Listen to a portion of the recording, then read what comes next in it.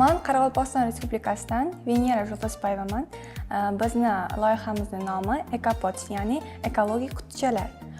Bunda biz muammo sifatida, ya'ni Qoraqalpog'iston Respublikasida umuman xo'jaliklardagi o'simliklarni yetishtirishda katta muammo bo'lmoqda. Ya'ni bunda ekologik tarafdan ham katta muammolarga yechim sifatida biz Ecopodslar loyihasini ishlab chiqdik. Barchamizga ma'lum, bugungi kunda dunyo yuzida va respublikamizda ham o'simliklar va polisekinlarni o'stirishda polietilen paketlar va plastik idishlardan foydalanib kelinmoqda.